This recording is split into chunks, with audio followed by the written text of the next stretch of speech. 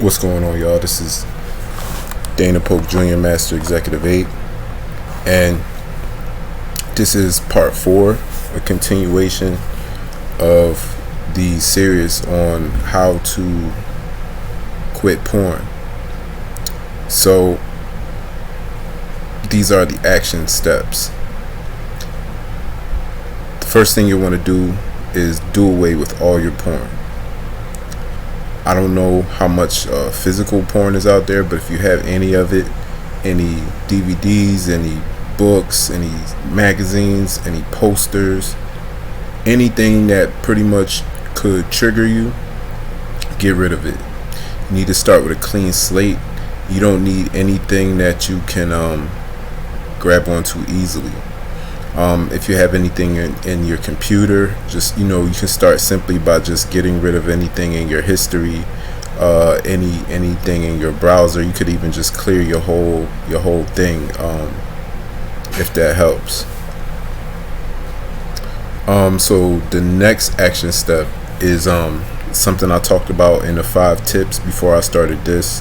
Is that porn is a habit, and the habit loop can be hacked.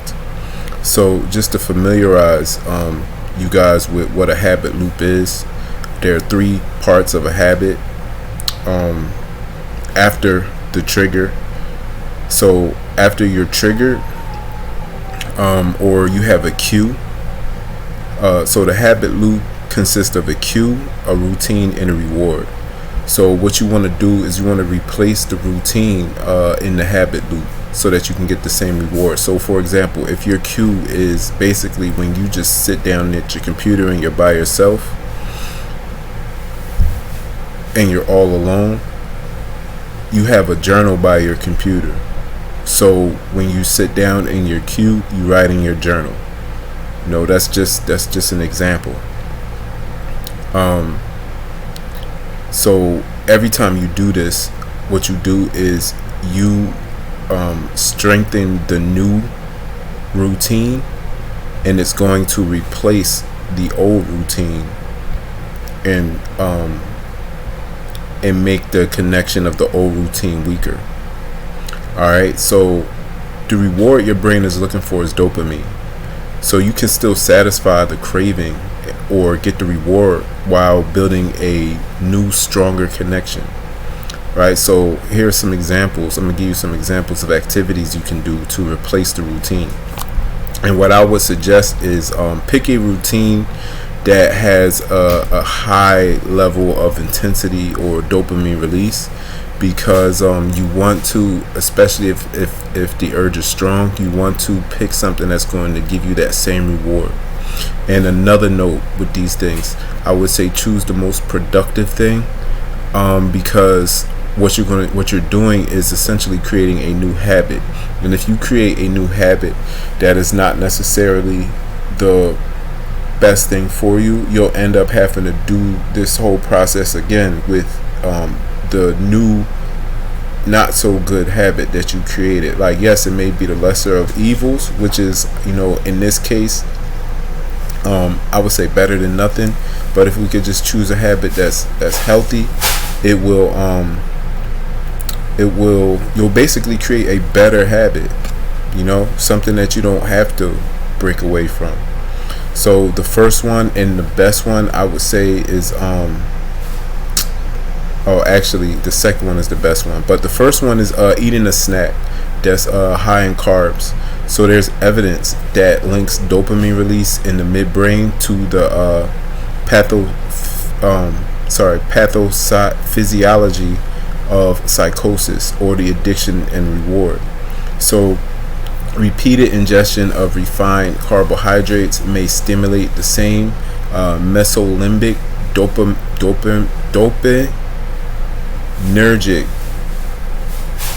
dopaminergic pathway, rewarding such eating behavior and resulting in excessive food intake along with obesity. So that was the study that was done. But basically, and this is what I'm saying, like if you establish this habit and you're eating something that's not so healthy, like you could actually end up creating a new bad habit. But this will work. You know what I'm saying? Because it's strong enough. So basically what's being said here is eat something high in carbs. It's going to give you that same reward, and you'll be satisfied as far as getting the reward from the different routine, creating a new pathway. The next thing is exercise. Sorry y'all, let me just double check my volume. Alright, my volume is up. The next thing is exercise. So physical activity, as we all know, stimulates the release of dopamine, norepinephrine, and serotonin. These brain chemicals play an important part in regulating your mood. Another way is to play video games. A study published in the scientific journal Nature in 1998 showed that playing video games releases the feel-good neurotransmitter dopamine. David Greenfield, PhD, says playing video games floods the pleasure center of the brain with dopamine. So here's another example of a strong replacement of the routine for that reward. But video games also has a downside to it. If you play it too much, you know what I'm saying, you can actually end up become addicted to that as well, or you can end up just creating a habit that's not so productive. Like I know this for a fact because I actually haven't owned a video game system in years, and that was on purpose.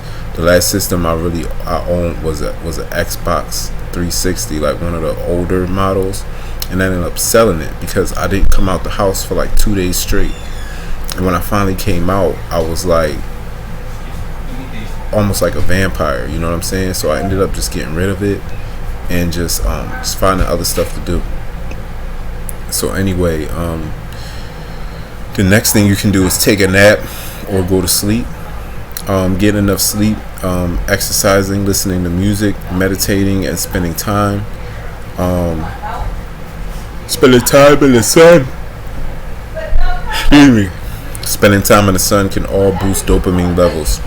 Overall, in balanced diet and lifestyle can go a long way in increasing your body's natural production of dopamine and help your brain function at its best.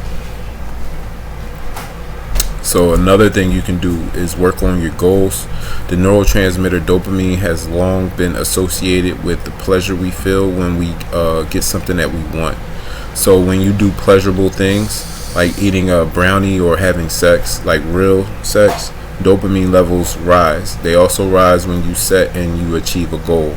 So that's something else that you can do to replace the routine. The next thing is laughter. According to Dr. Matt Ballas at Lynn University in Florida, laughter releases the neurotransmitter dopamine, which serves as a reward for the brain. It creates a sense of euphoria and plays a pivotal role in our motivation to continue the behavior. So like I said before, I would suggest that you pick the most intense and enjoyable things to replace the routine. And I say that because if you have a really strong urge, you're going to need something just as strong to replace it with to get that reward, or you're more than likely probably end up still going for it. Alright, so an example of this, right? So say you can say boredom, say for whatever reason, you don't got your time filled or whatever, you get bored, right?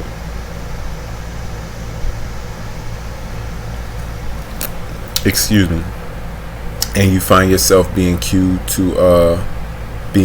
or triggered by whatever, and you grab your basketball and you go to the basketball court and you start playing. You know what I'm saying? That's an example.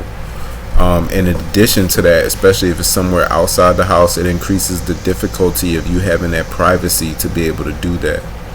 You know what I'm saying? So the next thing is you need to have a plan in place ahead of time. Like all of the stuff I just talked about, the best thing to do would to Like, if you have to, sit down and write your cues out, right? And then determine what activities you're going to do to replace the routine when those cues come up. You want to think of this ahead of time, because you want to be prepared rather than when the situation pops up. Now you're trying to think of something. You know what I'm saying? Because by that time it's probably too late. So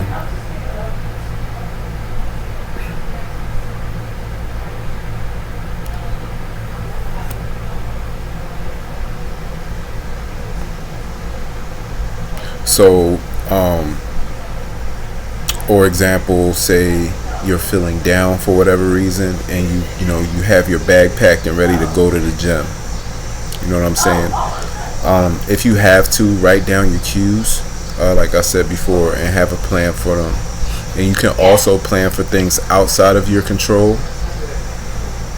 Like, for example, if you somehow come into it for whatever reason. Like, I had that happen one time. I was staying at a hotel, and I guess whoever was working out in the gym last had it on, and I walked in there, and it was literally like pouring on a TV in the gym, and I'm like, yo, you know what I'm saying? So like, that could be a cue. You know what I'm saying? So you can have you want to have a plan in place for that. So that could be something as simple as going in there and changing the channel. You know what I'm saying? Or just, if it's that, deep, just don't even go in there at all, and just avoid that whole situation. And it's like, say it's something on your computer, you could just shut your computer down, or shut your browser out. Whatever you gotta do, man. Like, when it comes to, why are you so loud? When it comes to changing habits, you want to do something that's you got to do what you got to do.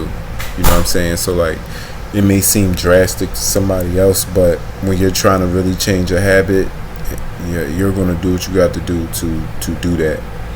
All right. So the next thing, because you got to realize, like, your brain has been rewired with this new activity. You know what I'm saying? And especially if you've been doing it for years. A lot of guys or girls, I don't know, a lot of us who have been doing this for years. I know it started for me when I was like maybe 16. You know what I'm saying? So like, I'm 33 now. You know what I'm saying? So that means 16. I'm sitting here trying to do math, y'all. Let me see, 14 plus 3, 7. So that means for 17 years, on and off, of course, I've been doing it. Now this is why now I'm making the system for 17 years. I've been doing this. You know what I'm saying? So this is not something that's just going to go away. I mean, unless you take drastic measures. You know what I'm saying? But remember, we're not blowing this thing up like like more than what it has to be. We're just going to simply, like I said, treat it like a bag of chips and just not eat it. You know what I'm saying? Avoid that whole chip aisle. But I'm just saying, like, don't feel bad about like maybe being uncomfortable. You know what I'm saying? Doing something. So anyway, the next thing you can do is invest in some paid or some free ways to block it from your devices, right? So some of these blocks aren't necessarily foolproof, but basically you buy yourself some time to come back to your senses. You know what I'm saying? If you have to work like especially hard to get to it, it'll increase your chances of making a better decision. So one of the ways you can do this is parental controls. One thing you can do is create a separate account, especially if you work on your computer, dedicated solely to your work, right? And then use the admin that's connected to that account to create some parental controls that just block certain sites. Excuse me. So when you get the urge, hopefully this will make it difficult enough for you to, snap back into your senses before you take those settings off. Another thing you could do is to have somebody you trust create a different password for the admin, and like not tell you. That way you're not even able to change the parental controls to get back in. Alright, so that's it for today. I had a certain amount of time set to get done as much as I could within that time, so I'm gonna stop it here and we're gonna pick it up tomorrow, talking about some more actions that you can take. Alright, so this is Dana Poe Jr., Master Executive 8. Implement these actions today and they can start to help you later.